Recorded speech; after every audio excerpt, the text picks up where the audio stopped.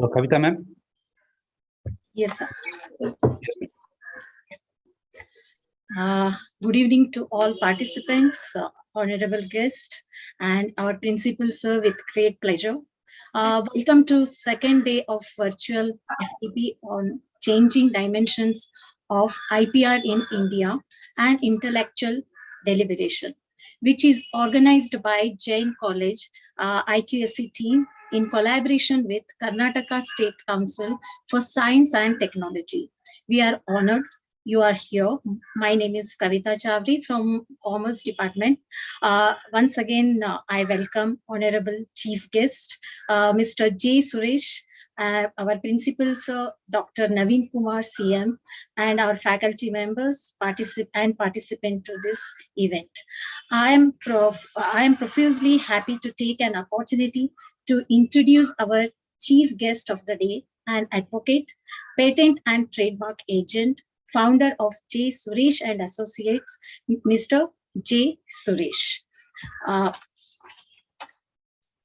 J. Suresh is an advocate having a rich techno-legal experience in the domain of intellectual property rights.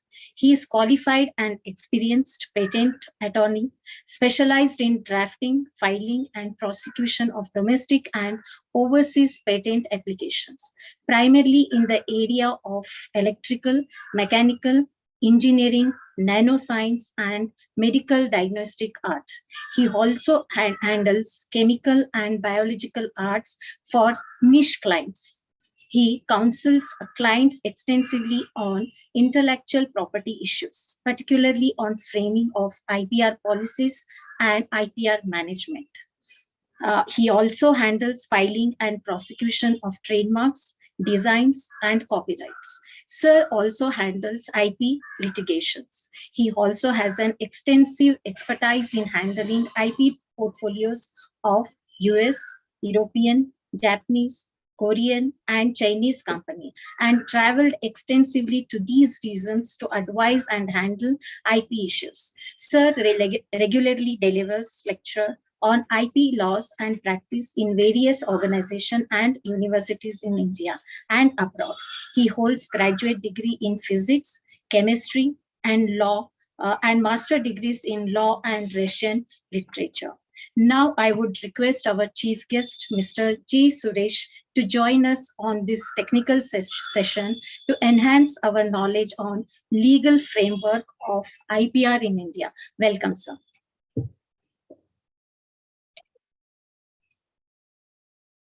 Suresh, you're muted.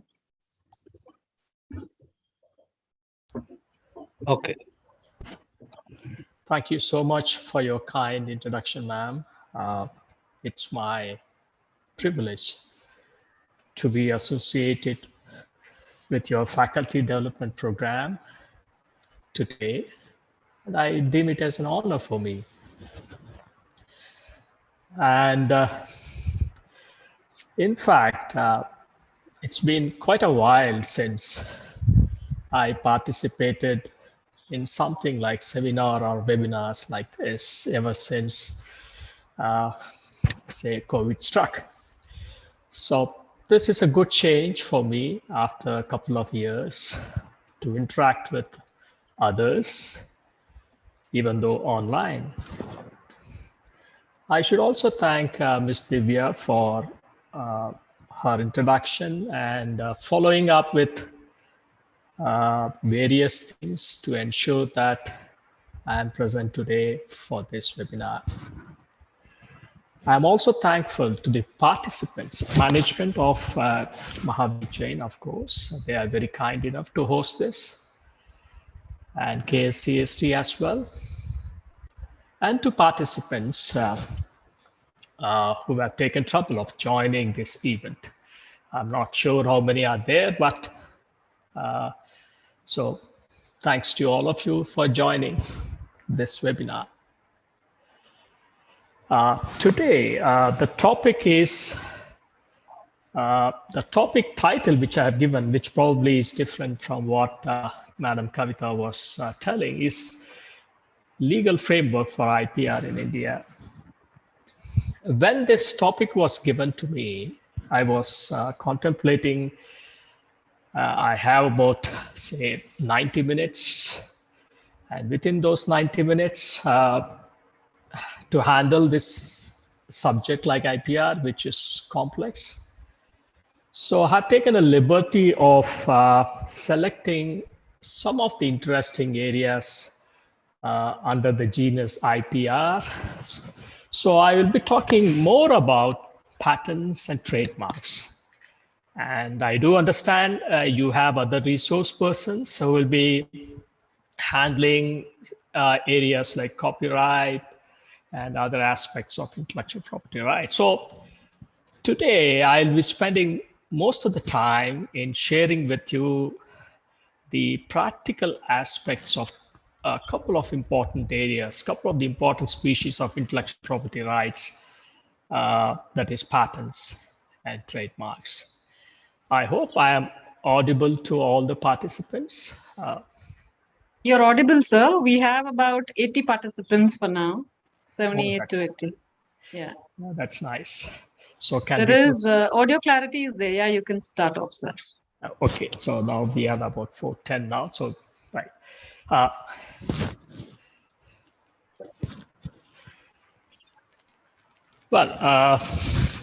Whenever we talk about the term intellectual property rights, to me at least, it sounds like an enigma, something which is real meaning is difficult to fathom or understand, even after practicing this field for maybe over 22 years.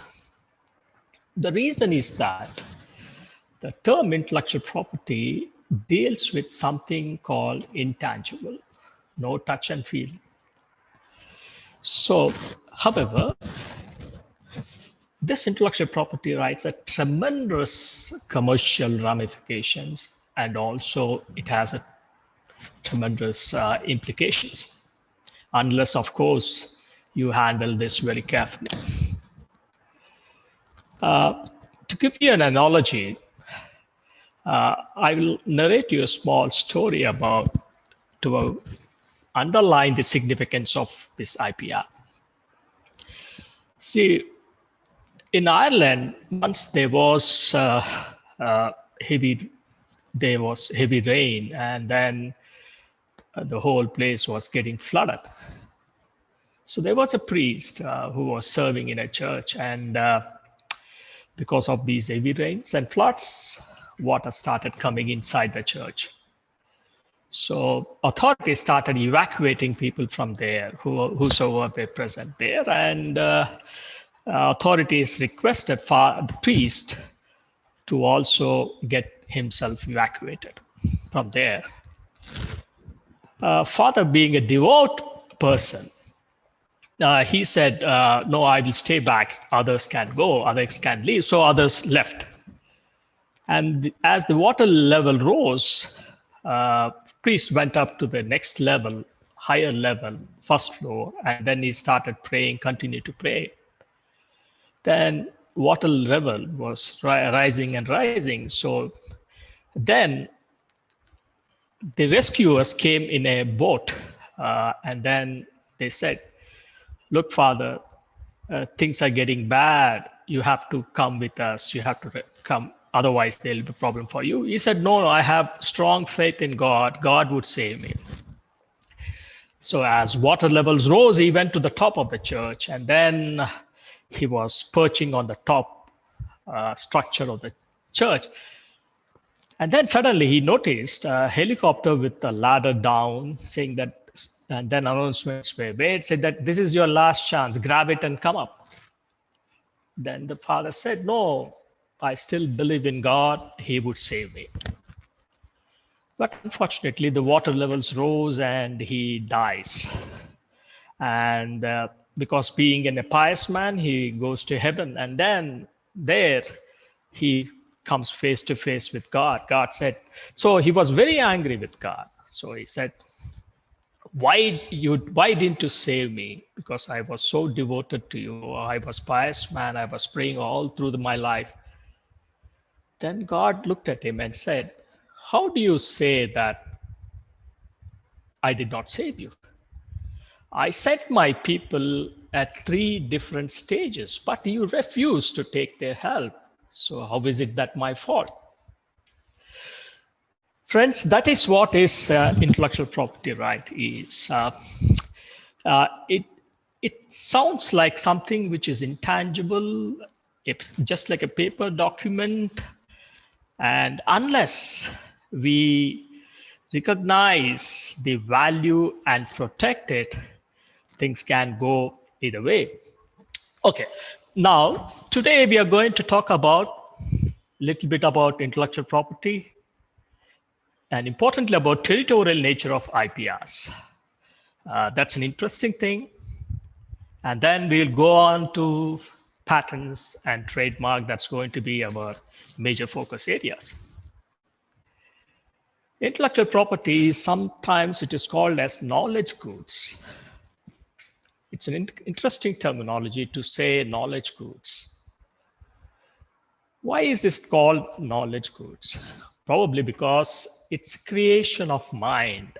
It's an output of mind. So therefore, it is called knowledge goods. And if you try and compare with the tangible assets, like you have anything, land, movable goods, so on and so forth. And this is something different. It is something lies in your mind. And it is also said that this cannot be divided. That's an interesting characteristic of an intellectual property. Let me give you an example of how it cannot be divided. Say, I have a football, only one football I have in hand. I give it to my friend. So I am no longer in possession of that football. So it's gone from my hand. But say for example, if I have an idea in my mind how to make this football better, that idea remains in me, even though the object of that particular idea is not with me. So therefore, the intellectual property, which is the idea that I have in mind, is indivisible. I can make any number of tangible products from my intangible idea. That's why it's called indivisible. Inexhaustible. That means as long as my brain functions, probably I have that idea with me in my head. So it's inexhaustible. I can make any number of footballs I want. And it is non-excludable. Say, for example, I have an idea that is making a football. Say I come out with a new foam with which it can fly much higher. And I disclose to, say, person B, saying that, hey, look, I have a fantastic idea. This is what I have to do. And if B goes and does something with that, what is the protection A has? Say B copies all these ideas, records everything, and then he starts manufacturing the product. That's a problem with in non-excludable ideas. That is, what is going to be the fate of a person who conceived that idea if it is excluded from that person without rewarding him or her? So these are the certain basic concepts of knowledge goods. Now, if you look at the various forms of knowledge, we have codified knowledge, tooled knowledge, and personal knowledge. Codified in the sense, for example, if somebody writes a novel, it's an intellectual property. It is a codified knowledge. And if somebody makes a pen, it's a tooled knowledge because he has used a tool to manufacture something. Personal knowledge, that's a know-how. That's trade secret, is also called as trade secret. So trade secret is something, like for instance, say, if you happen to visit Atlanta, is most of the place is owned by Coca-Cola. And the recipe of Coca-Cola is known to 2 people in the world. And one sits in the office, other travels. So nobody knows. And over the period of time, we have seen reports saying that the recipe was out, but nothing of that sort happened. Imagine if Coca-Cola sells all their property in Atlanta, they can still survive. But if recipe is out, everything is gone. Cookies will not exist. So that's a personal knowledge. It's exclusively to someone else. So now let's move on. When we talk about these various forms of knowledge, here we have to make a distinction between knowledge and the creation of the knowledge. Because legal rights that we are going to see now, they apply only to the knowledge, but not to the object resulting from the knowledge. So that's a clear distinction we have to make, particularly to understand the legal concepts of technical knowledge. So for example, I have a pen like this, and I have an idea in my mind where I say I can use this pen to write on any surface, be it paper, be it glass, be it wall, so on and so forth. So the idea is in me. So I file, say, a patent application. I get a patent right for this. Now the question here is, the patent right that I have, is it for this pen? Because this IPR protection is for intangible thing.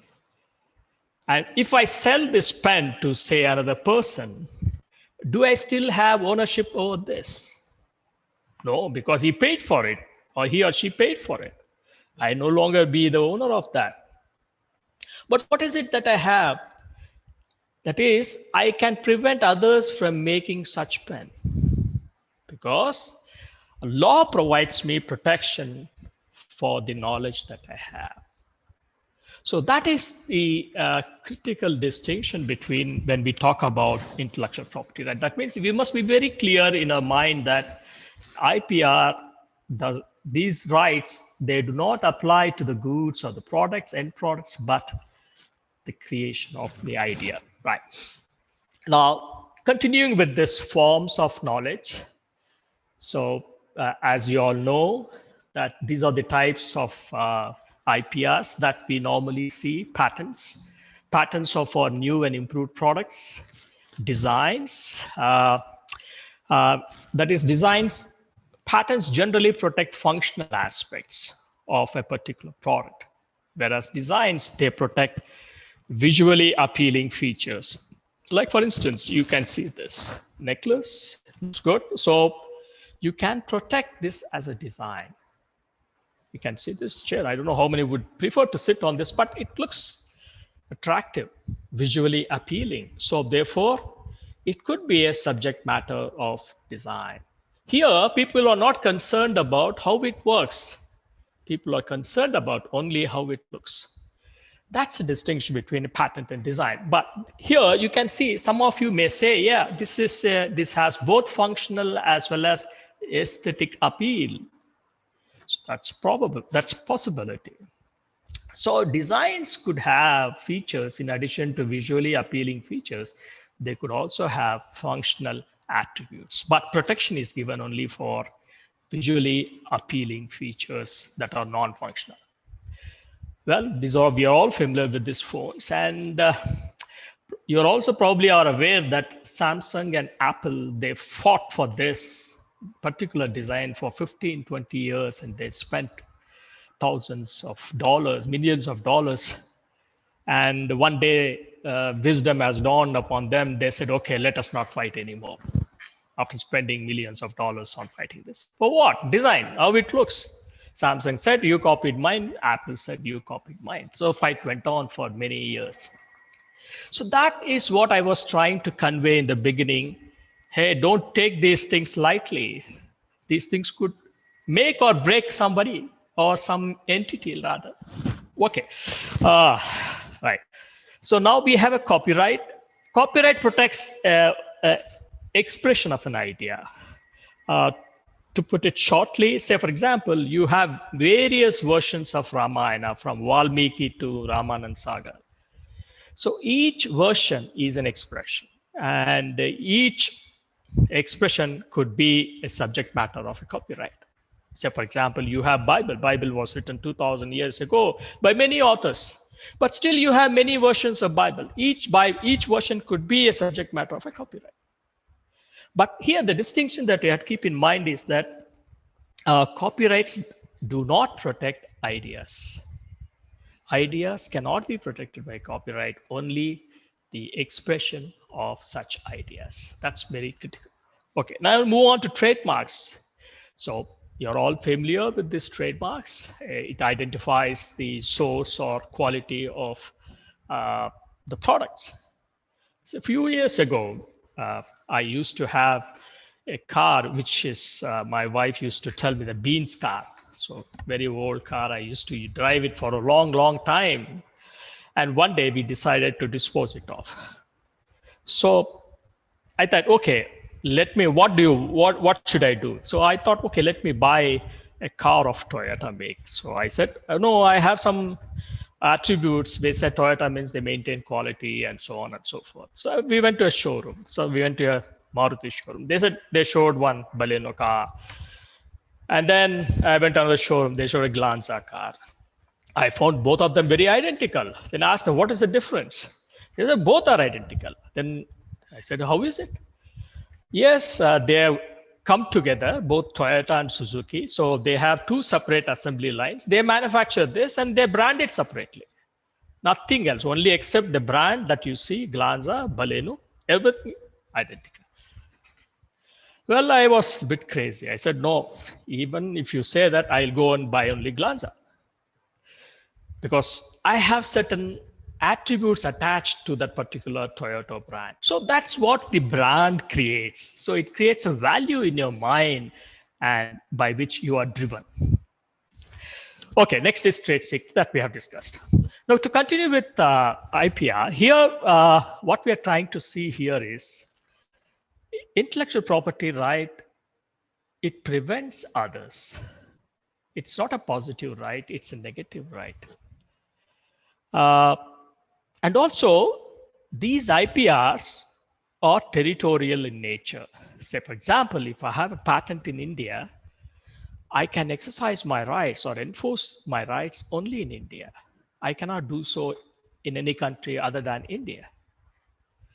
So two things about these intellectual property rights is that one is it's a negative right. And the second, of course, is these rights are territorial in nature. We'll be seeing this in more detail now in the form of this example. Please look at this example. So I have a question here for you. See, the assumption I'm making here is that A has an Indian patent for product X. The questions here are, first question is, can B sell that particular product in India without infringing or violating that patent? The second question here is that, can we make the product X in China and export it to US without infringing this patent? The answer could be here, in the first case, you all agree probably to say that no, if patent is in India, it prevents others from making it, fine. What about the second situation? Can somebody make it the same product in China and then sell it in US? Would that particular company or person will have any problem with this Indian patent? Okay, maybe probably when we have this Q&A session at the end of this, we can raise this for debate. Till such time, we'll keep that open. So the IP laws that we're going to see today, Patents Act, Designs Act, which I'm not going to touch upon, Trademarks Act, Copyright Act, GI, Geographical Indication. These are the main IP laws that we have in India. Suresh, sir? Yes, please. For the question that you had asked, for the first question, we have one of the participants saying no. Mm-hmm. And for the second one, they have stated yes. Well, I'll reserve my, what you call it as decision little later. All right. Because this is from a participant, Mr. Shrikant Kumar. Right. Because for a lawyer, getting a solid yes and a solid no Okay. Most of the times it's little dicey. Okay. Okay, we will see that. That's a All good right, sir. answer. Yeah. And so now let's look at what is patent. It's a term derived from a Latin word. It's called litterae patentis. It was a term coined somewhere in 14th century in England, where a king used to grant these letters patent to his subjects who came out with novel ideas. That is a monopoly to manufacture monopolies. That over a period of time, this has become patent. Now it's called patent. Now that particular document, which is given by a particular government, is called patent. And patents are given for inventions. Whenever I get this, I say this word invention, there is always, I get a feel that people try and mix it with innovation. Innovation and invention, or they identical or they're similar. We will see that later probably. So when you have a property, land or a house, which is registered in your name, wherein you have the dimensions of your property, and then the metes and bounds of the property are defined somewhere. And the law gives you protection, saying that according to the deed, this is the property that you own.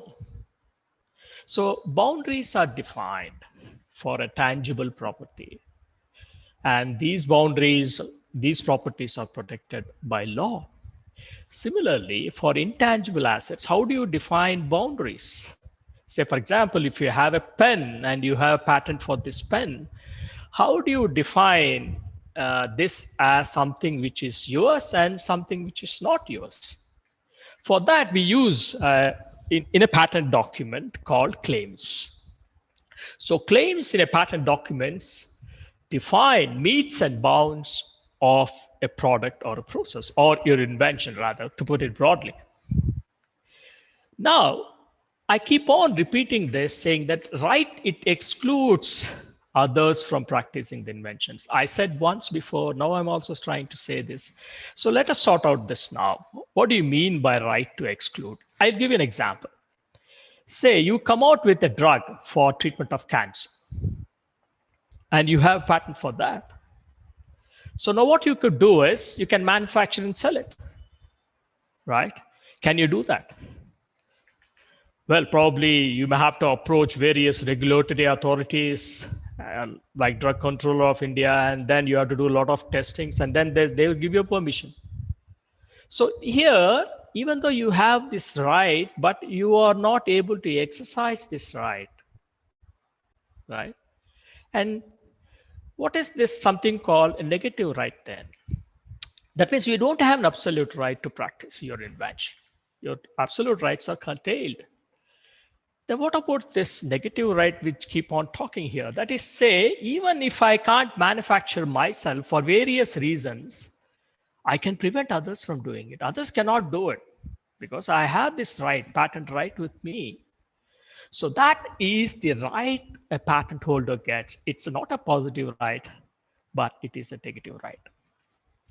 Let's look at this machine, complex looking machine. It's a weaving machine. And it was invented in the year 1924 by a Japanese inventor called Sakachi Toyota. Prior to this invention, these weaving machines, whenever you want to reload this yarn or thread here, machine had to be stopped and then replacements had to be made. So in this case, the inventor came out with an idea where they could replace these yarn reels even without stopping the machine. And when he conceived this idea, so he went and approached a friend. Then he said, see, I have this idea with me. What to do with this idea? So that friend told him, you go and file a patent application for this first. See, this happened in 1924. So he went and filed and secured this patent right. Few years later, a manufacturer in England called Platt, who used to manufacture these weaving machines, they approached this inventor saying that we wanted to buy your invention. They didn't say that they didn't want to, they wanted to buy this weaving machine. They said, we wanted to buy your invention. How much you going to sell? So he said, you give me 1 million yen, it's all yours. So they paid him 1 million yen, and that's probably 6 crores now in Indian currency. So he paid that amount and he sold his invention. What he did, this Sakachi Toyota, out of these proceeds, he invested this money as a seed capital for a company. And the rest is history. Probably you know about whom I'm talking about, Sakachi Toyota. It's nothing but what we have today, Toyota. Right. See, yes, please. There is a request from the participant asking you to repeat again for exclude rights. Okay.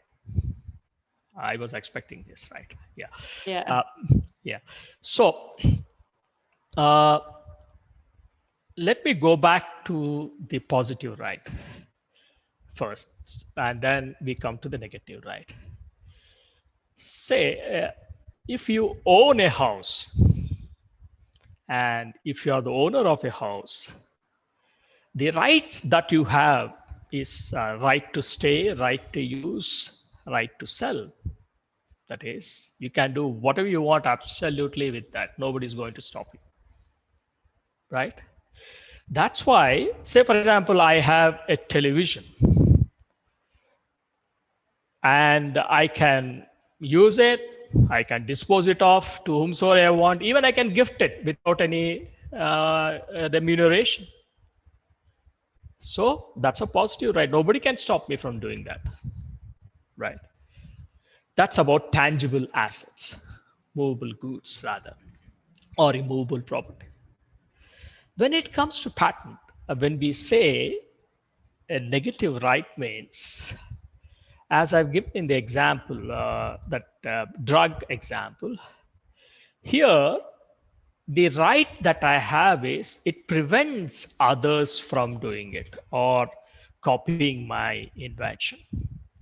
And it does not vest absolute right in me for various other considerations. Like say, if I have a drug, before I make and sell, I have to satisfy other laws. Then only I can make and sell. But however, since I have this patent right, it nevertheless prevents others from making itself. Whether I make it or not, it prevents others. So therefore, there is a negative aspect here. It is not allowing me to use it absolutely, but prevents others from practicing the invention. That's why it is called a negative right. Is it clear?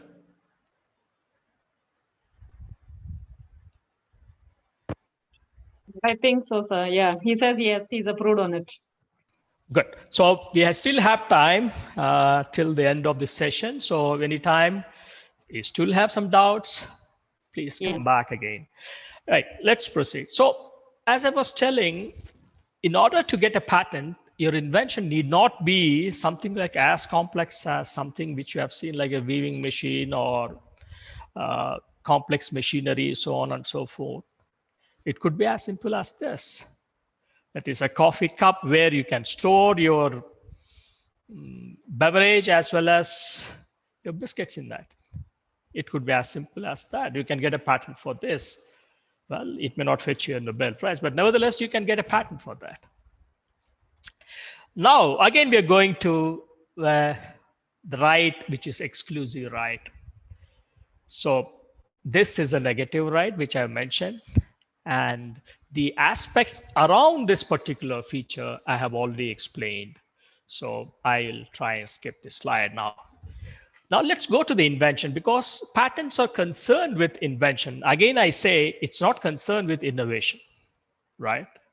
So I have a question for you at the end of the session, possibly. So you have to tell me the difference between invention and innovation. Okay, now if I say invention, it is defined in the Patents Act. We have about 160 sections in the Patent Act, but not all sections we often use, but only a few of them. One such important section is section 21J. It's like the Bible reference for us. So this is a gateway to get patent. So it's very important. It says that you can get patent if it is a product or a process, including improvements. That is, need not necessarily be always a new product or new process. And it should be new, inventive, and industrially applicable. That's what we say, three-finger salute, NI square. Novel, inventive, and unless you satisfy all these three conditions. It's not like one you satisfy, you get it. No, you have to satisfy all these three conditions in order to get patents. That's a tough task sometimes. So why is this that you have to be, invention has to be new? It's quite simple. So if some product is already known, if somebody goes and gets a patent for this known product, so there is nothing value in it. It's already there. And then you say that I will prevent others from using it, which has been there prior to this patent. So that's a wrong notion. So they said it has to be new.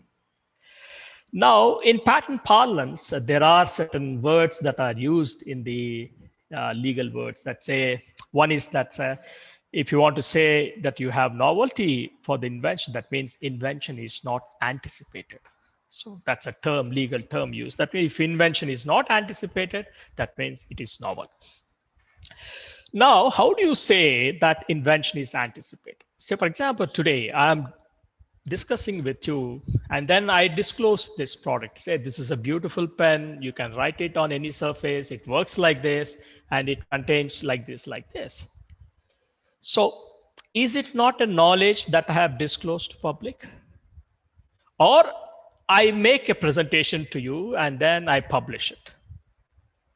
So when a subject matter of an invention is published in any manner, then it is in public domain. Before you could file a patent application for such an invention, then this disclosed material could destroy the novelty of the invention. That means my invention stands anticipated. I use the term may. I may not get patent for this because of this disclosure.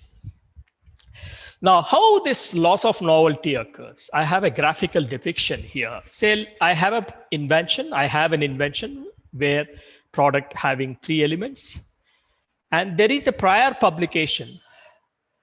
Oh, somebody has raised hand.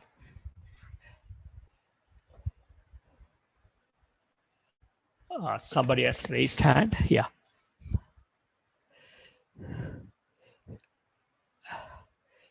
Sheila Davis.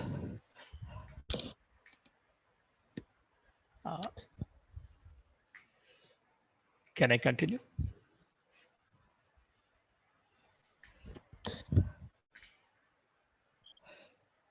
So we'll have the Q&A in the last. So can I continue? Yes, sir. Please. Yeah. So when you say the loss of novelty, so for example, as you see here, you have a product with three elements, A, B, and C. And there is a publication happening where all these three elements stand disclosed before I could file the patent application. Then what happens? That means there is a literal overlap between what I have in hand and what is already there in public domain. Everything is disclosed. So my invention is anticipated. That means there is a loss of novelty. I cannot get a patent for that, right? So it is anticipated. So your patent application fails. And now let us look at another scenario, same scenario, A, B, and C. But the prior application only discloses elements A and B, but not C. My question here is whether this particular disclosure destroys the novelty of invention. See, let me give you position of law here. In order to destroy novelty of the claimed invention, there should be disclosure in one single document. You cannot combine more than one document to destroy the novelty. It has to be in one single document. Let us assume that there is a document here discloses A and B. Now, there is no complete overlap. It doesn't read on that. So in such a case, whether my invention survives the requirement of novelty or not, that's a question we have to answer. Let us see here.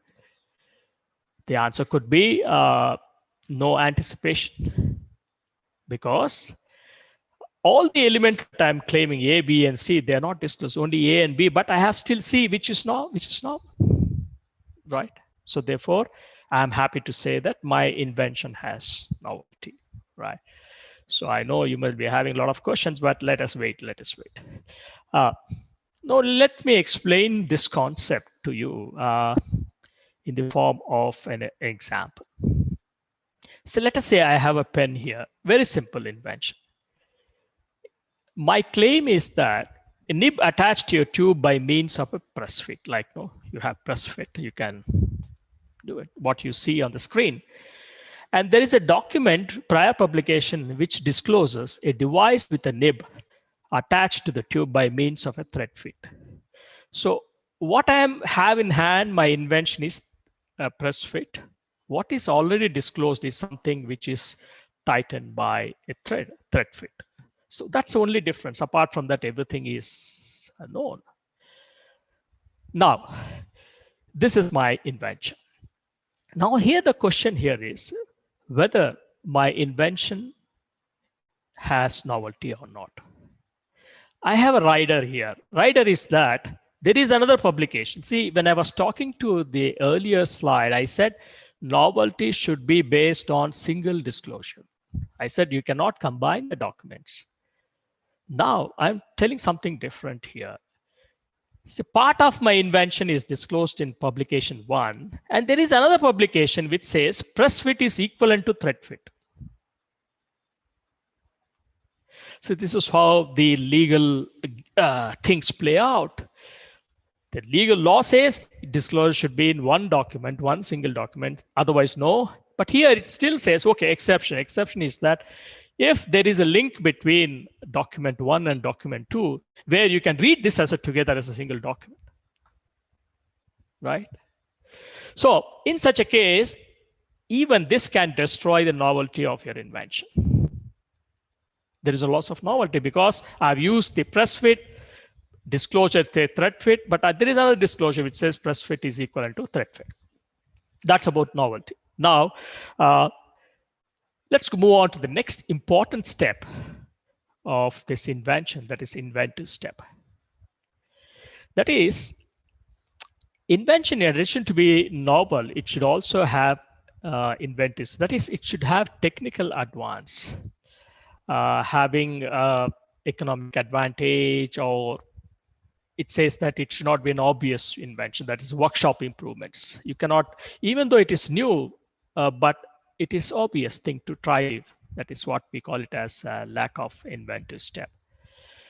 And it's very important here because there are many patents lost only on this ground. Novelty is sometimes easy to establish, but this obviousness rejections you can find almost in every patent document that we see for some or the other reason. So it's very important concept to understand and then work around this.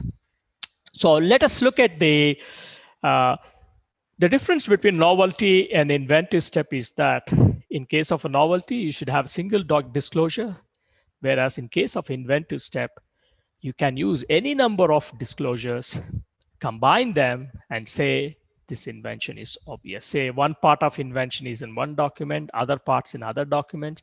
You can combine them and say, if somebody adds these knowledge, the net result is your invention. So therefore, it is obvious thing to try. Now, let us look at this graphic again. So I have my invention here, and I have this one disclosure here, and it discloses only a part of my invention. And I have another disclosure, and it discloses the second part of my invention. So that means these combined knowledge of these two documents makes my invention obvious. See here, I'm not talking about novelty. Please don't mix this with novelty. I'm talking about the inventive step.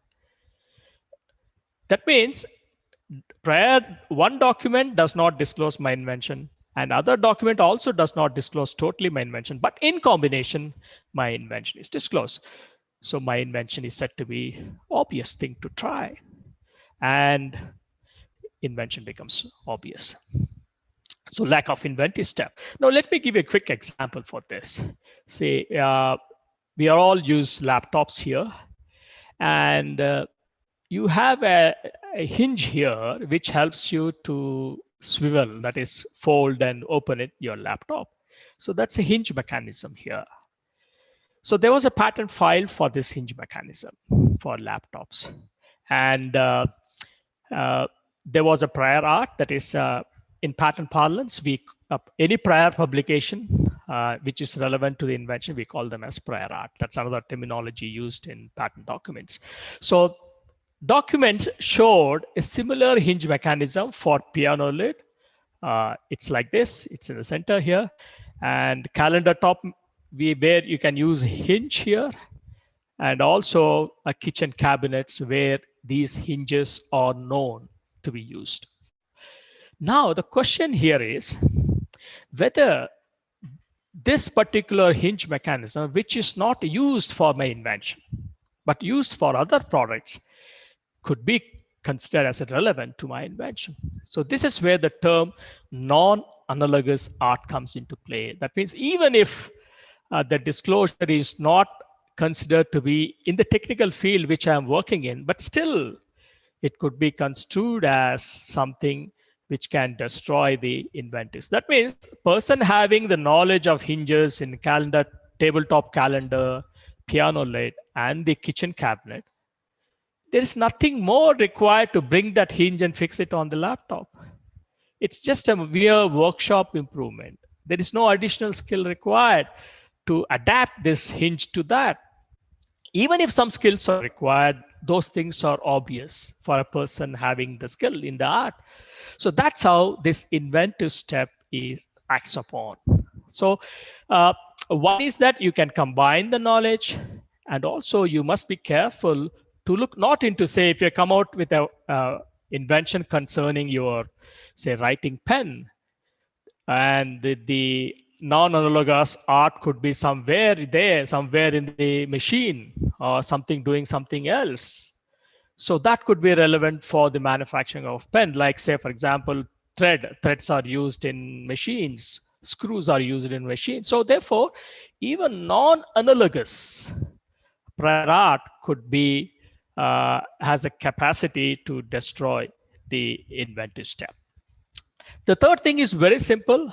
That is, it should have industrial application. We call it sometimes as utility. If your invention has a utility, you can get a patent for this. So that's about NI square. Now, how do you get this patent? So there is a process. Here, there is an inventor, so the person who invents it.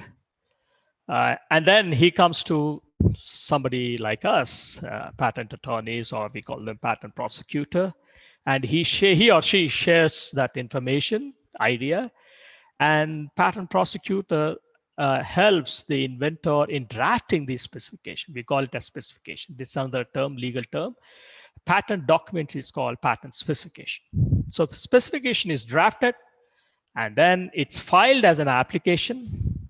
And because apart from your invention description, there are other things like you have to fill in forms. That's why we call it together as a patent application. And then the examiner sits in the patent office. It comes under Indian government. You have patent office, we have copyright office, we have design office, trademark office. There are examiners, they're all qualified. There are PhDs and then engineers working there. And this goes to him or her. He or she would examine, and then he would raise objections. We will answer the objections. Then if he is satisfied, patent is granted. Right, this is a long process. It used to take earlier 8, 9, 10 years. Now, fortunately, we are getting down to 4 years now. That's a happy thing to note. Otherwise, we used to forget what we did 8-9 years ago. Then suddenly examination report comes and say, hey, look, this is what the problem is. Then they say, then we would say, Array, where is the inventor? He would have gone somewhere else after 10 years of time. Well, that's all difficulties. Now, there is a very what you call it as, you have to build a bridge between inventor and patent attorney. That's a very, very important thing, because they have to be synchronized and they have to understand, patent attorney should understand the way inventor is understanding the concept, because sometimes inventions are very complex. Technology is complex. So it's very important that, and I think most important is sometimes, often we feel that somebody comes with an invention, they show us, okay, look, this is what I want, please draft it. So we draft and send them the first draft. Then we get a call saying that, hey, what have you done to my invention? This is nothing of what we invented. Well, that's what happens. Because patent drafting is something, we call it as techno-legal drafting. It's like English-speaking person trying to understand Japanese language. I will show you some of the claim language here where you will believe that, yes, patent language, drafting a patent specification is an art. Why is it that there is a difference between inventor and a patent attorney? Is that inventor, they have a tunnel, they got one idea, they're focused on that idea. And they don't go beyond what is to be done. But patent attorneys have seen many such. So they combine and say how to increase the value of the invention. So that's about the whole process. It's a very important ecosystem where not only you need technical background, but also legal knowledge to convert that technology into a techno-legal asset. That's very, very important. Okay. Now let's get into the drafting. It's a challenging task, yes, because after doing this for many, many years, I still find every day is a challenge for us, because no invention is something which, every invention is new. And as I was mentioning, the document has written description and claims, and each country has a style of writing this specification. The US style is different from Indian style may be similar to Europe. Japanese style is different. So it's all different styles of drafting this patent specification. Now I want to show you just one standard format. I hope we are on time. So, okay, let me quickly. So this is the typical US patent document, as you see here, where drawings are made to illustrate the invention. And you describe your invention like this. And you also have claims. That is, I'll show you. This is claim 1. What is claimed here is, can you see here? A sectional sofa comprising these elements. So you have description on one part and claims on other part. If you see the language, you say pair of reclining seats, and then suddenly you say fixed console disposed in the double reclining seat. So the language is very unique. Each patent author can be his or her own lexicographer. You can coin your words. You can coin your expressions. So that's a beauty of drafting these patent applications. You can be your own lexicographer. And but the thing is, when you're defining claims, you have to be extremely miser. You cannot add even the comma, full stop, and or, which is not required. Then the consequences would be as severe as losing the patent. So it is like this. So we have to be very careful in drafting the specification. So this is what a typical patent specification will look like.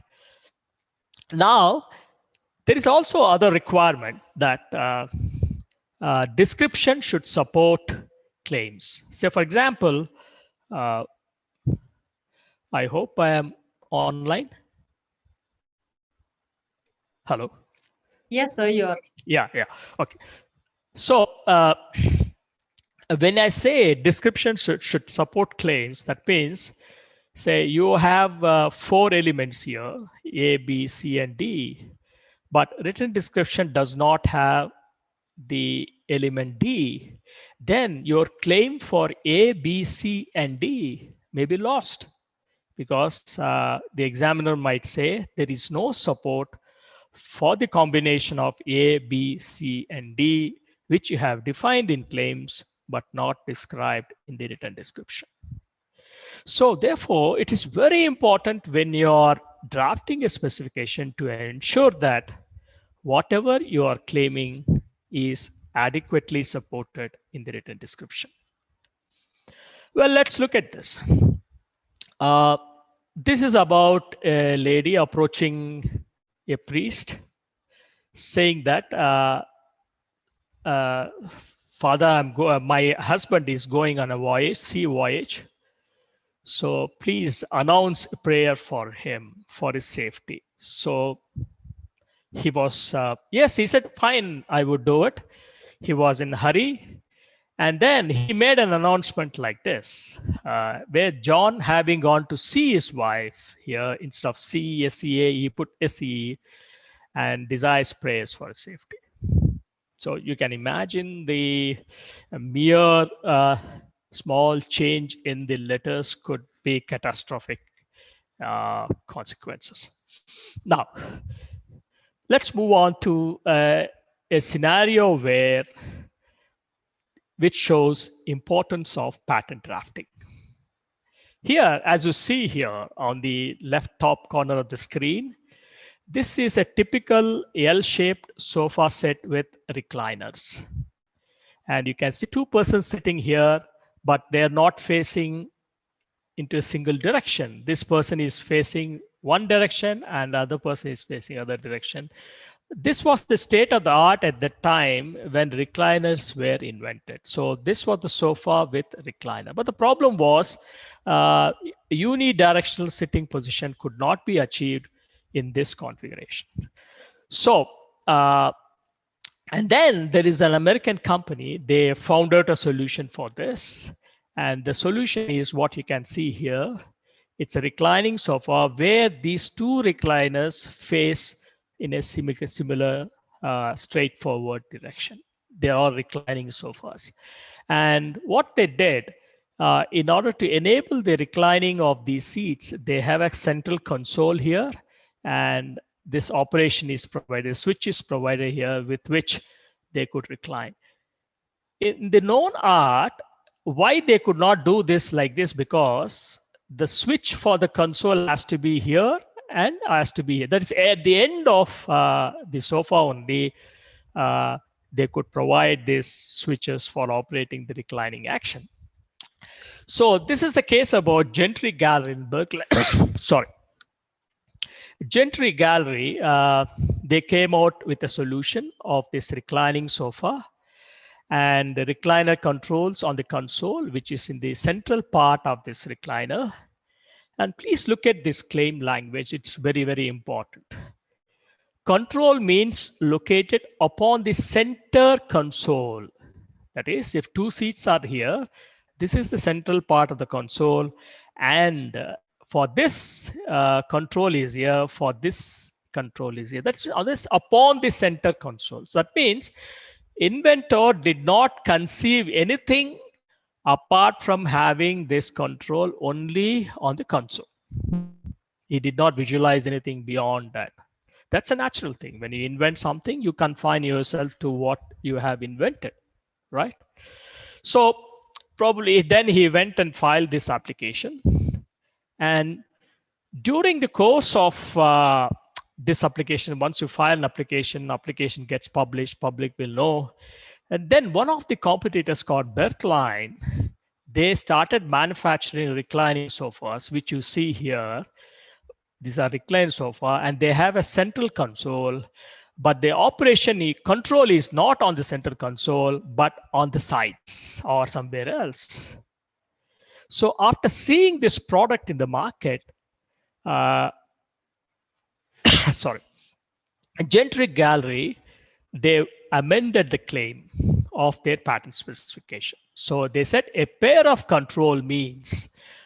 So if you see the claim here, upon the center console was the original claim, which was amended to say a pair of control means. That means they have removed the condition or limitation that it should be on the console, right?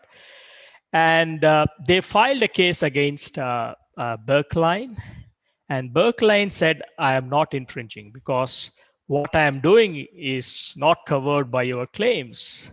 And then he challenged this amendment, saying that no, whatever you have amended is not supported by your written description. That means you did not say anywhere in your document that this particular control can be provided on any place other than central console, which I did. So therefore, forget it. I am different from what you have done.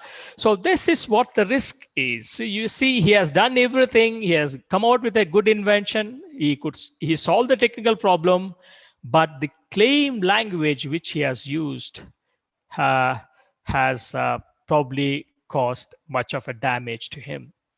So therefore, it is very important that whenever you draft claims, whatever you have claimed should have adequate support. And also you should also ensure that what would be the shape of my invention, say 10 years or 15 years from now, you try to factor them at this stage and try and expand the scope of your invention, right? Now I need your help. So here I'm making a statement. What you claim is what you own legally. That means what you disclaim is not yours. Maybe your idea may be something else, but if you're not claimed that particular part of an idea, it's not yours because you are not claimed it legally. Now, please help me in drafting a claim for this chair. Okay, so it's a very simple thing. So if somebody asks me to draft I said, readily, I agree. It's a very simple thing. I'll draft it. How do I do? I say a chair having a back seat, a seat with 4 legs and a backrest attached to such seat, because I want to justify what I have in hand. I don't want anything more or less. So what I see is what I am drafting, right? So what I have done justice, right? So a chair having a seat with legs, a backrest. So there are more intelligent people than smart people than me. So after seeing this, my patent claim, what that particular person did, he manufactured something like this. So it is a stool, and it has got 3 legs. So now question here is whether the stool having 3 legs would infringe a claim which is drafted there. Sorry. So therefore, the question here is whether somebody manufactures, like the way in Gentry and Gallery case, no, they made a sofa where the controls are on other place other than the central console. So here, if you read the claim, that means in order to make the infringement happen, it should have a seat, it should have 4 legs, it should have a backrest. But in my case, I don't have 4 legs. I neither have a back seat. So therefore, I can happily say I'm not infringing your claim, isn't it? Am I right? Okay, I become more smarter now. Oh, what has happened? So I realized my mistake. Then I say I'll draft like this: a chair having a seat with at least a leg. Right. So therefore, this is covered and this is also covered in this. So all these 2 products are covered. What if somebody manufactures like this? It's a hanging stool.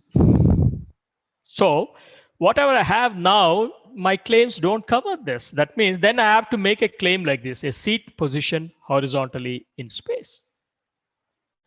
So the example which I'm trying to show here means the complexities that are associated with drafting of claims. Say, inventor may come and tell you, look, I have this chair with a backrest and 4 legs, but it is the duty of the patent attorney to explore further and to see what other possibility could possibly exist, say, if not today, in near future, and try them cover in the scope of your claim. That's the significance of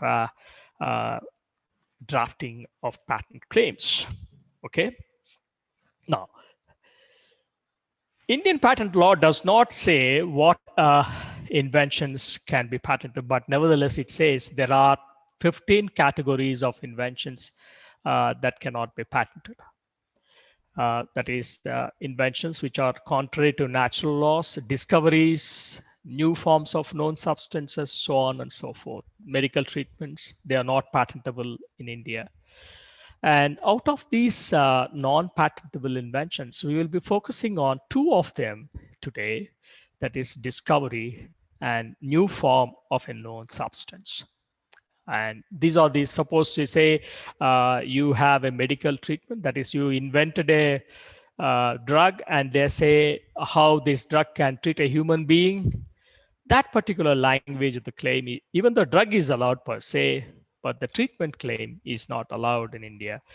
Diagnostic methods are not allowed in India, business methods and computer program per se. Okay, let's move on. Let us understand the dichotomy between discovery and invention. Indian patent law provides protection only for invention but not discoveries. Unlike US patent law, it says whoever discovers or invents. So there is a possibility of getting US patent for a discovery, but not in India. So let us take an example like a bauxite ore. It's a primary source for aluminum, right? It is freely available. Once you dig topsoil, you can find this bauxite. So therefore, getting an aluminum, that is finding an aluminum, is nothing but a discovery. That means it's already in existence. So there is nothing much I did to bring it to the public knowledge. But however, if I take this ore and process it, and then get a pure aluminum metal, and that part of this could be construed as an invention. So discovery becomes invention. And that is a process for converting this bauxite ore into aluminum metal could be a subject matter of patent because that's no longer a discovery. Let us look at another example. So we all know Benjamin Franklin, right? So he's considered father of United States. He was an inventor as well. So when he was doing this invention somewhere in 17th or 18th century, there used to be people dying with lightning during storms. So he came out with an invention saying that, hey, if I have an lightning rod, which is metallic or copper, and then if I ground this particular rod, and then if it is exposed, then it can be a pathway for that electrical energy caused by this lightning. So this is an amazing invention. Still, we use this invention in many, many tall buildings. So here, that means the discovery, the lightning discovery, it has led to an invention that is lightning rod. So that's a distinction between discovery and invention. Now, let's move on to another interesting area of Indian law, that is Section 3D. That is, as I was mentioning, we have 15 categories of inventions that cannot be patented. One among them is Section 3D, that it says mere discovery of a new form of a known substance which does not result in enhancement of known efficacy cannot be patented. That means if you have a drug and if drug is already known, then you come out with a derivative of that drug and then say, please give me a patent for the derivative. So there are problems in India when you want to patent such derivatives. Derivatives could include salts, esters, polymorphs, and so on and so forth. So the law says if you want to protect the derivative of a known substance, it should exhibit enhanced efficacy. That means if product A is known and its efficacy is known, and if you're coming out with a product A prime, that A prime should, efficacy of A prime should be more than A. So that is what the Indian law requires. So there's a case which is a landmark case which happened many years ago. And this particular decision of the Supreme Court established the validity of Section 3D. So I'll briefly take you through this case. This is about a drug called Glivec by Novartis. It's an anti-cancer drug. And imatinib is the drug which is already known. And what Novartis did, they made a salt of this drug which is called as imatinib mesylate, which is a salt, sorry, which is a derivative of, imatinib. So they filed a patent application. And in those days, instead of patents for drugs, that is till 2005, there was something called exclusive marketing rights. So for drugs, there used to be exclusive marketing rights instead of patents, because patents for drugs started from 2005. So when these exclusive marketing rights were given, Glivec sued many Indian companies where they were manufacturing this imatinib mesylate, because imatinib is already known, which is free for use. So they started making this imatinib mesylate, which is used for treating leukemia. And the cost of Indian medicine was substantially lower than the cost of Glivec, that is Novartis drug. So when Novartis sued these Indian companies challenged the validity of the patent of Novartis. They said, when main substance is known, derivatives cannot be protected because the salt does not exhibit any enhanced efficacy. Then Supreme Court had to interpret the term, what is this enhanced efficacy? Because section defines this term. There is no definition for this term. So the Supreme Court was asked to, what is meant by definition for efficacy? They said, ability to produce a desired or intended result. That means they said it should be therapeutic efficacy. If you say that the drug can be stored for a longer time, it is hygroscopic in nature, and you talk about, they say, you can say enhanced bioavailability, these Supreme Court said cannot be construed as enhanced efficacy. That means they should be therapeutic efficacy. So that patent was rejected. So that's a landmark case where 3D was applied. Thereafter, there were many cases on this 3D, section 3D.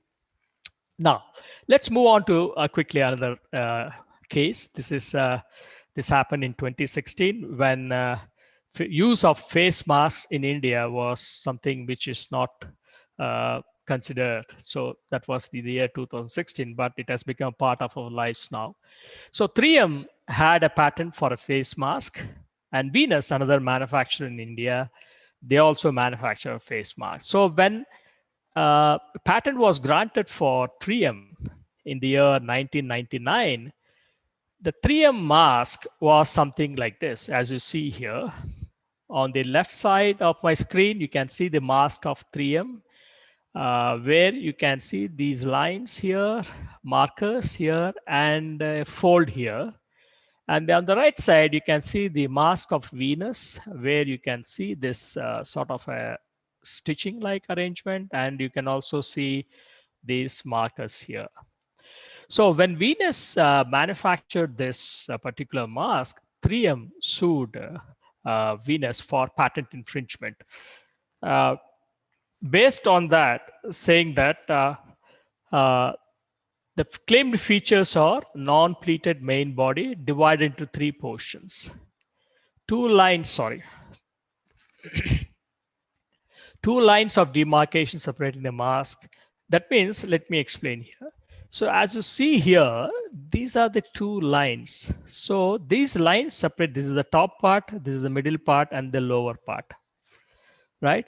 And these demarcation, this particular mask is made from a monolithic preform blank, that is single material, thereby making the process easier.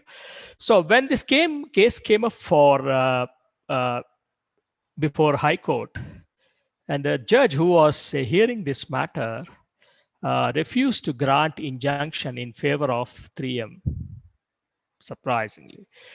Then why? He relied on two documents. One is here, as you see on the left-hand side, this is 3M's mask.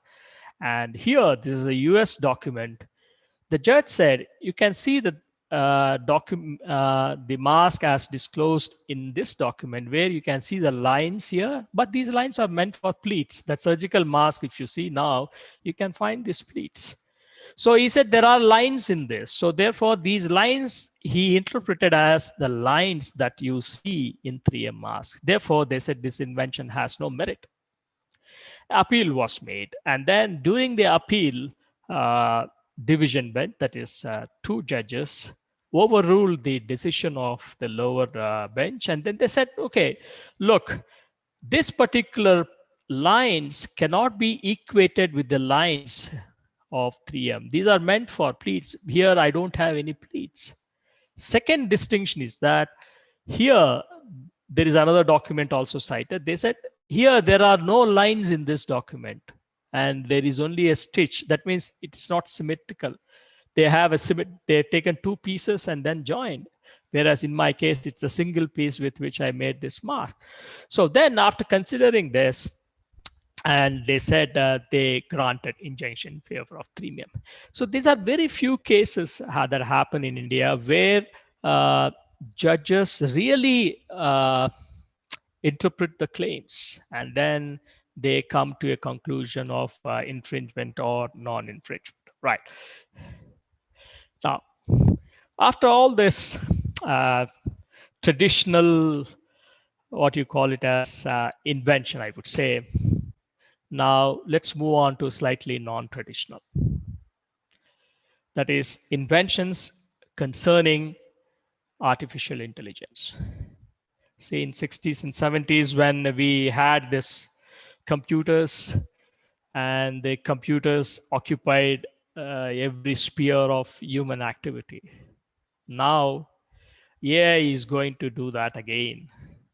And particularly during COVID time, if you look around, if you see the apps that are coming, you say Arogya Setu, Cowin, and if you go to Amazon and order for one thing, then immediately it shows up related products. Hey, why don't you think of it? So now you happen to see AI becoming more and more part of our lives.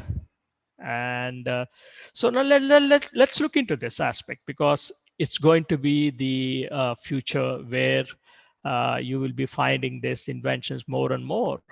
So what is this AI? So if one were to broadly define this, it says it mimics the problem solving and decision making. That's human mind solves these problems and then decision making. If you see AI, it occupies the applications include many: natural language processing, you have speech processing, so on and so forth. Because of this rapid expansion, why this happened? Because now you have powerful computers, large volumes of data with which AI can manipulate, and you have like something like improved models of AI which use neural networks and deep learning algorithms as well. And if you look at the importance of AI, that means it is application agnostic. That means you can do anything with that. It is not restricted. Say if you have an invention, the application is restricted to that implementation. If I have a diagnostic method, that means it is for diagnosis. It's very specific, product specific, but AI is not that way. You can use it for any other purpose. Say if I come out with a stock trading AI, I can use it for probably medical diagnostic by making small changes. If you look at the patents for this core AI, there is a very drastic increase of 54% since 2010. So very rapid increase where people are filing patent applications for this AI technologies. And in the US alone, this increase has been from 30,000 in 2002 to 60,000 in 2018. That's quite drastic increase. So iPhone users are familiar with the Siri.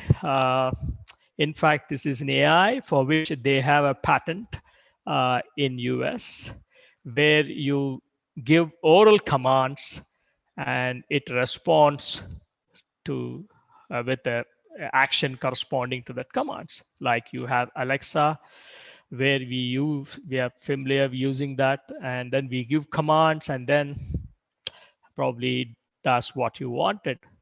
So probably maybe next time we meet, we may have Alexa on both sides, where I say, Alexa, conduct this class for me. Yeah, Alexa conducts class. And then you are smarter than me. Then you will say, okay, Alexa, listen to what he says. So Alexa does for you, right? So that's going to happen, right? Let's wait for that. And then there is other important part of this AI is that here, who is inventing? The machine is inventing, not the human, right? But human takes the credit for that. So then there was a proposal saying that why can't you make machine itself as an inventor instead of human? Because machine is doing the invention, it's conceiving the invention. So why can't give credit to the machine rather than giving it to humans? But there is a law coming in way. Because if you look at the patent law, patents are filed by inventors. That is, inventions require inventors who are human beings, and those names should be present in the patent application. Because inventors, because it's a legal person, I can give legal rights to an inventor. But how can I give legal rights to machine? It is like this. So I have a property, somebody sues me saying that you're illegally occupying this property. Then I go and say, look, I'm not the owner of this property. My machine, my computer is the owner of this machine. So you go and ask the computer. So it's something like where we are trying to face a situation where law does not allow something to happen. Now, if you look at the categories of inventions, under AI, there are three main categories. First two are okay. We have seen patents for them, but the problem comes for the last one. That is, first one says, you're using AI for verification, but main thing is done by a human being. In the second case, human identifies a problem and AI finds a solution. That's also okay because you're using a machine to solve your problem. So you get a patent for that, no problem. The third thing is where the problem comes. That is, AI identifies both the problem and the solution. So where is the human involvement in this? There is not human involvement in this. So how do you take care of these inventions? That's a bigger question. Now, let us look at this. We have something new terminology called DABUS. So probably you must be aware, many of you working in this area. DABUS is nothing but an acronym given by an inventor. That this acronym stands for Device for Autonomous Bootstrapping of Unified Sentience. It's a long thing. Let's keep it up with DABUS, right? So what this gentleman did, this inventor, he filed two applications in Europe. And one is for, you can see here two applications. One is for food and beverage container, and other is for a light, flashing light. And when he filed this application, he did not name himself as inventor. He named machine, that is DABUS, as inventor, and he filed the application. He said, you grant this patent in the name of DABUS, don't grant me in my name. Then European Patent Office, they said, hey, look, laws don't allow us to grant patents for machines. They said, we need to be, there should be an inventor, and inventor should be a human being. He said, okay, this invention was conceived by the machine, but it was assigned to me. So I am the owner of this invention. So you grant me. So EPO said nothing doing because laws don't permit us to do so, right? And then let's move on to US. The same thing came up to the US, Davos. There, they quoted laws saying that even the conception of invention is done by a natural person. That is, using the human mind. And they also quoted a section of law there and said, inventor means individuals who invented or discovered the subject matter. They said law does not permit you to file a patent application in the name of a machine. So there they did not go into the merits of the invention, whether the invention is new, invented. No, they did not go to that. They said at the outset, they said you cannot file such patent application in the name of thing. Then they said they rejected. So this is the situation now where AI applications filed in the name of a machine, or they stand rejected in US and in Europe.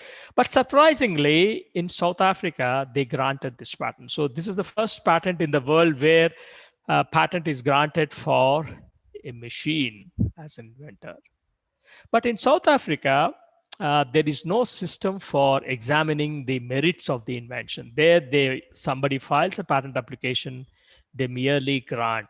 They will not go into the merits. So therefore, that's how this patent was granted. But here, there was a beginning made. Now, people are thinking, there is a debate going on as to how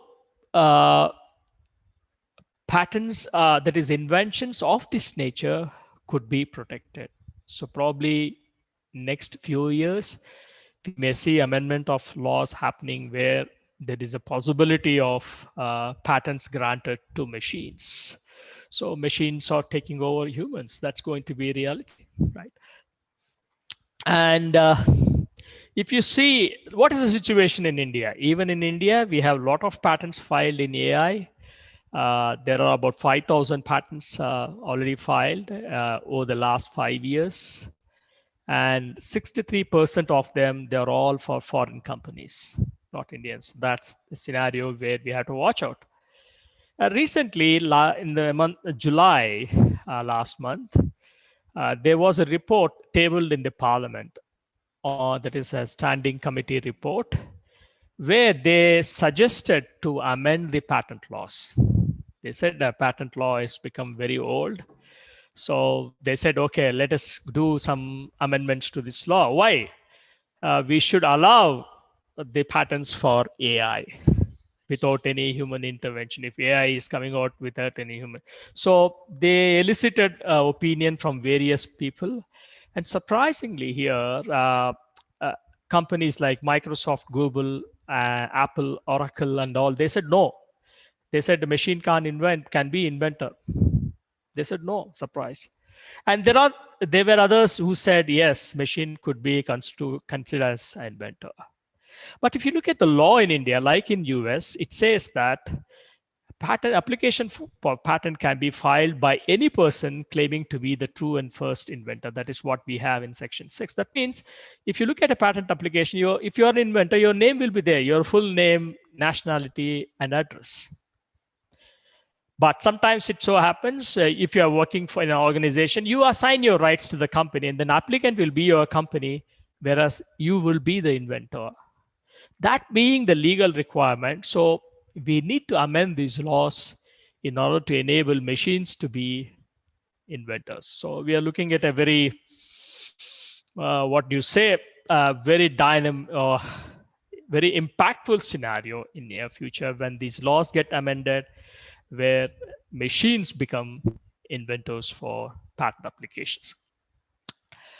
Well, I have another few minutes, so I quickly wrap it up with trademarks. You are all familiar with this, so I don't take much time. So as I was telling you in the beginning, that it gives you a source or identification for the product. These are marks. And if you see the characteristics of these trademarks broadly, it can be inventive expression like Pepsi. It has nothing to do with Coke drink. It's an inventive expression. Could be arbitrary things like Apple. What Apple has to do with computers? It's nothing suggestive, like Jaguar. See, for example, in we have cycles Hercules. That means it suggests the cycles are strong. So this is considered to be a strong suggestive, descriptive. Like this is the weakest of all. Like if you have a laser gauge, you call it as a laser gauge. So this is considered to be a weak mark. And you can also have names. These are the value of trademarks. Google say that the Google trademark itself is valued about 44 billions, whereas the Tata, we have, you can see the value of this trademark. That's the significance of having a trademark to raise the value of your organization or a company. And if you see trademarks, can you just say that it could only be a name or it could be a combination of name and devices? Yes, it could be like names, Tata and Bajaj. For that matter, you can also have your names registered as trademarks. Shah Rukh Khan has a name registered as a trademark. Sachin Tendulkar has a name registered as a trademark. So, and Shah Rukh Khan went little further. SRK, he filed a trademark application for SRK. He wanted to register that as a mark. So it's possible. It is not necessary that only celebrities are entitled to, but any normal person can register the trademark. Name as a trademark. And you can have letters, combinations, so on and so forth. Well, you can also have shape. Interestingly, Coca-Cola, when they filed a trademark many years ago in India, it was refused because Indian trademark law at that time did not permit design, shape of article as a trademark, right? And you can have signature as trademark, sound, smell. So smell is interesting thing. Say how one can have a trademark for smell. So in Indian law, we have Trademarks Act 1999. And so this can give you protection for 10 years. You can file single application for different classes of goods. This is very important. Like section 21J I was referring to in patents, we have section 21ZB here, which defines what is the mark. It starts with saying that it should be represented graphically. That means you must show your mark visually on a piece of paper to ensure that it is distinctive and so that they can be examined and then grant. That is, represented graphically is the requirement, right? It also says that shape of goods, packaging, and combination of colors also allowed. So you can have a trademark only with colors, combination of colors or shape of goods. Now let's look at this. So those are conventional marks. Non-conventional in the sense, like if you want to register a sound as a trademark or a smell as a trademark, shape as a trademark, which are considered to be a non-conventional trademarks, which are facing problems in various countries as far as registration is concerned. Why? Let us see this Zippo lighter. This Zippo lighter is very famous because in Second World War, this became famous. So that is, even if your wind is strong, you can still light this Zippo lighter. So that was very popular in many movies, particularly in Hollywood movies. They have shown this Zippo lighter. And Zippo filed it. They tried to obtain registration for this trademark in India based on the shape. And they got registration. And when this was copied in India, they filed a case against them. And then for the first time in India, this was the case where trademark was enforced based on the shape. They said because of shape mark enables public to distinguish this product from others. So that was the first of the case where shape of a trademark was recognized in India. So we have sound. The problem is how to represent sound. That is, how to say that this sound is distinctive from, how do you show that? Then people tried something like this.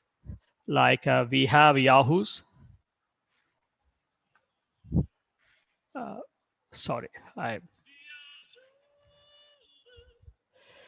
And this mark was registered as a trademark. How? As you see on the screen, there is a representation of staves, which is horizontal bars where notes are made. mentioned. And this was the first case in India where sound as a trademark was registered for Yahoo. And thereafter, there are many cases like Britannia. They also, you must have heard this many times. So this is a corporate jingle for Britannia. So, and ICICI Bank, in those days, now I think it is not there. When you pick up the phone, you get this trademark jingle of ICICI Bank. And however, there was a problem here.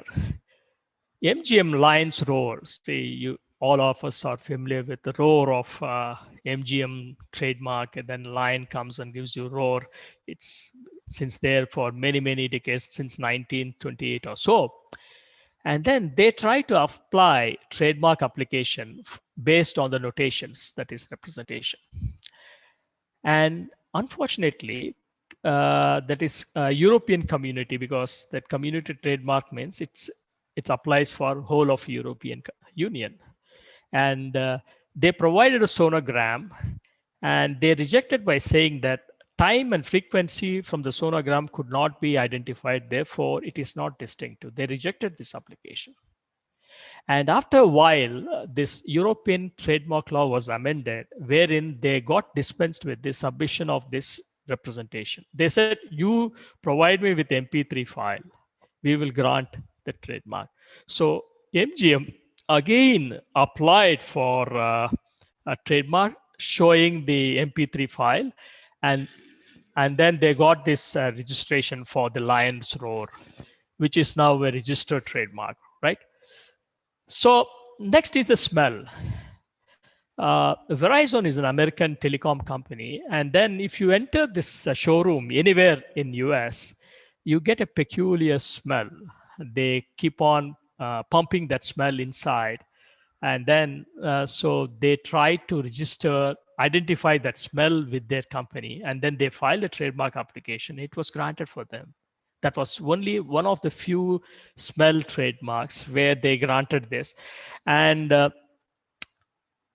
now it is no longer registered. Probably they stopped using it. Now it is not on the register, because we have a law where we say if a trademark has not been in use for a continuous period of 3 years or 5 years, depending on the area, the mark can be removed from the register. Probably Verizon is no longer interested in using the smell mark. Right, I'm on time. So let me conclude. In order to protect this IPRs, please look at the combination. And patent rights are enforceable only through registration, mind you, that's very important. Whereas trademark enforcement can happen even without registration. Even unregistered trademarks can be enforced. Inventions, in order to be protected, it should be a nice square. New forms of a substance, we have problem in India. Discoveries are not patentable. Patent rights are enforceable in India. And a machine can be an inventor. We have to wait. And in India, you can get protection for non-conventional trademark. Thank you so much. Yeah, I can take questions now. Thank you so much, sir. The information which you have shared was very enlightening. Before moving to the question and answer session, I would like to request all the participants to give your valuable feedback in the link which we provide at the end of the session. And one more thing, please post it in the chat box. Thank you once again, sir. You're welcome. So there's a question which goes this way. What are the risk factors to be considered for the evaluation of intellectual property rights other than claim language? The worth of your patent lies only in claims. What you claim is yours, and what you disclaim is not yours. So therefore, the primary value is attributed to claims. Having said that, I should also say that unless the claims which you define are adequately supported by the written description, the value of the claims cannot be measured. That means we have a concept called enablement of invention. Whether whatever invention you have claimed, is it enabled or not? That is, if it is performed, can it be performed by others? So we have other legal requirements apart from the definition of the claims, that is enablement, best mode of disclosure, so on and so forth. So what you look at, the value of a patent means you should look at totality of that, not the claims alone, but claims have the main value because they define meets and bounds. I hope that's clear. Thank you, sir. There's another question. When you were narrating the application of AI, there was a question which is the company can act as a legal person. Why not a machine that is made by a company then? Right, that's a good question. See, if you look at a patent, if you look at an invention, primarily, the person who created the invention is considered as an inventor, right?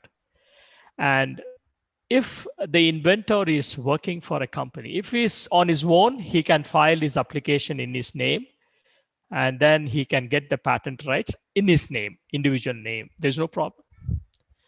Say if it's working for some company and these rights are assigned to the company, so company becomes the applicant, then inventor is the inventor. So the ownership of the invention will be with the company, and the inventorship will be with the individual or with the employee. So that's a distinction.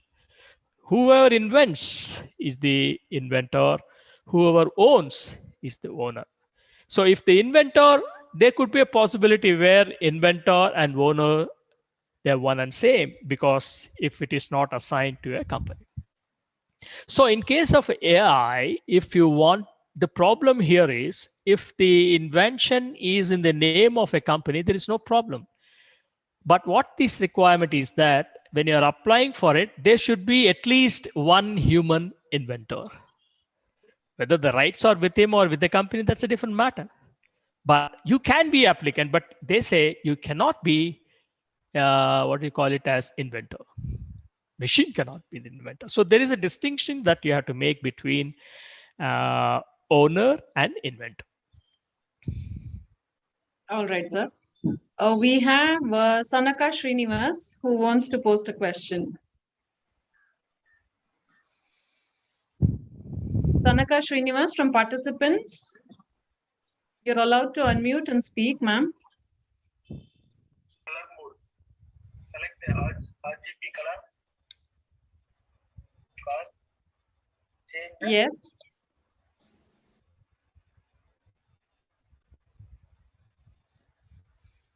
So can we have the question on the chat box?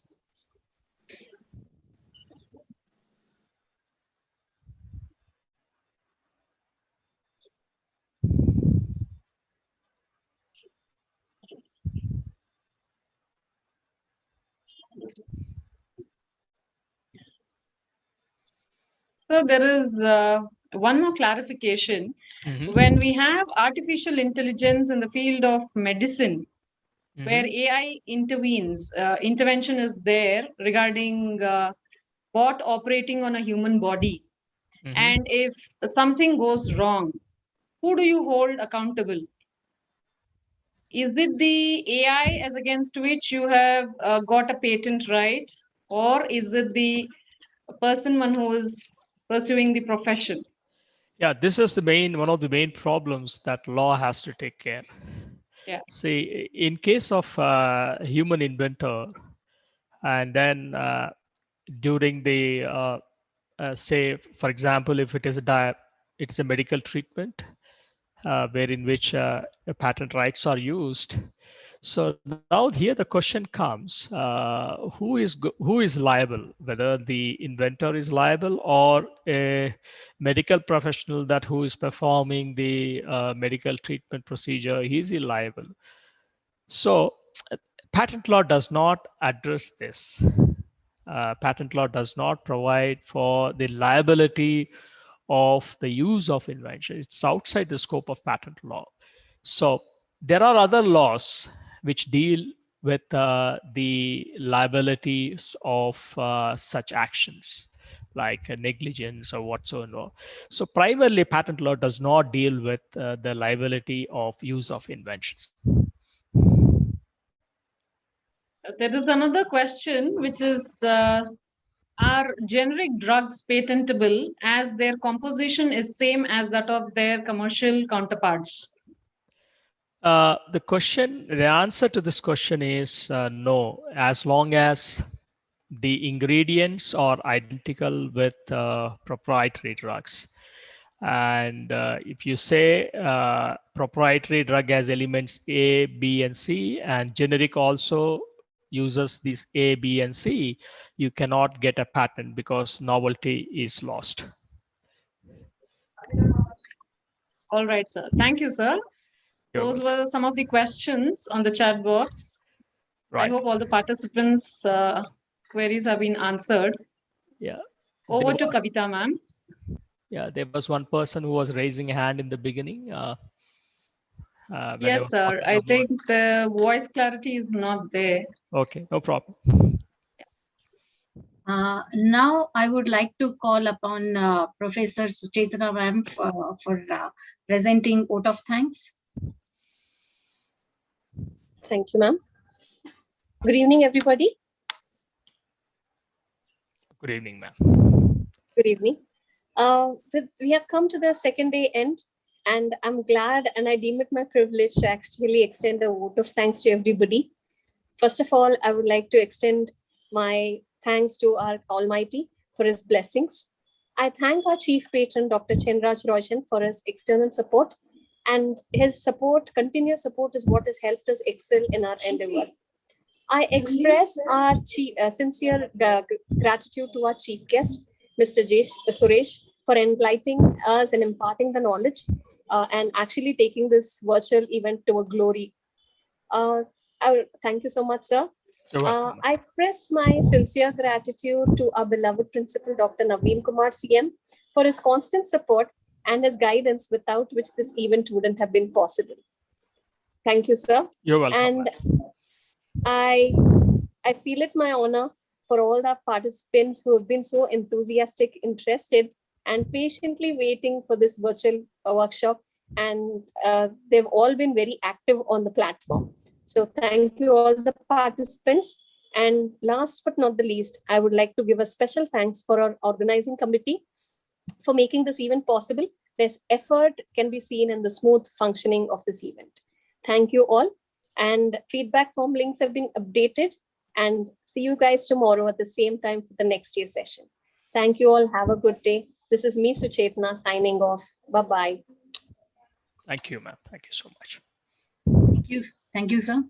Thank you. So I thank all the participants and organizers for bearing with me for this about 2 hours this afternoon. And it was very nice for having interacted with you all. Thank you so much. The message what I was sent. So can I leave now? Okay, then bye. I take leave. So, sir, thank you so much, sir. Thank you so much, sir. Yeah, thank you. Bye-bye now. Bye.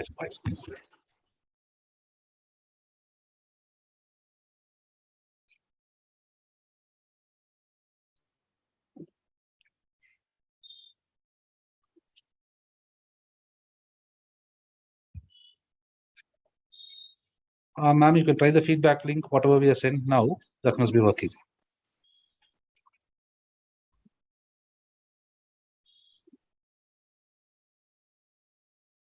Check the feedback.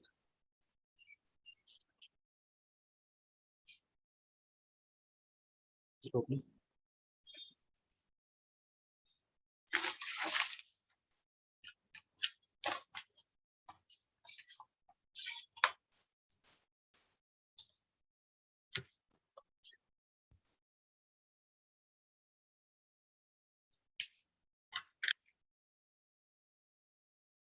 Ma'am, we'll consider it as a day to just fill the form and we'll get it.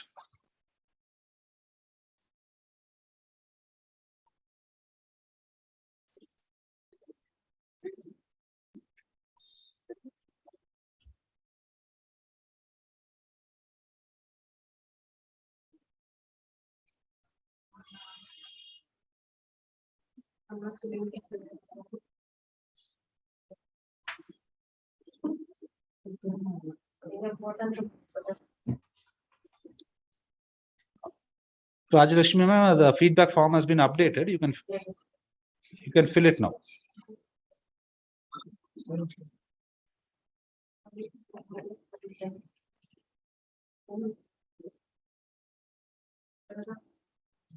Thank you, ma'am. Thank you. Thank you.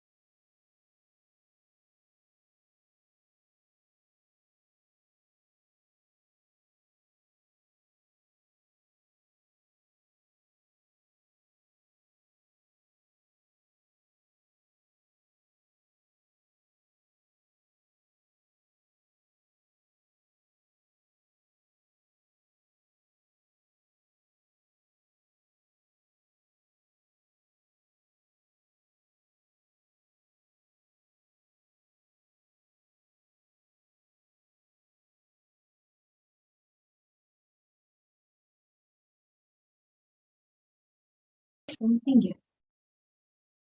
Srinivas. Samaka Srinivas. Where is he? SANAKS. I don't know whether it is a girl or a boy. Then whatever is the question, we'll send it to him and get back with stuff. Okay, Mr.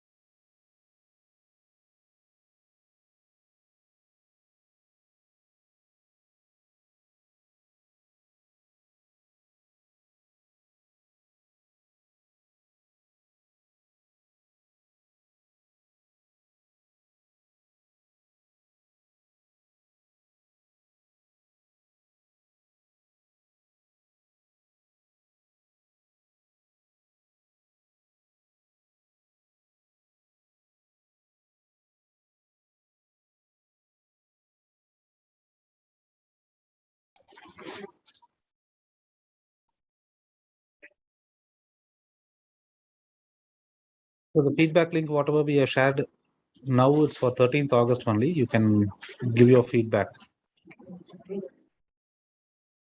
WhatsApp group may not be possible, sir.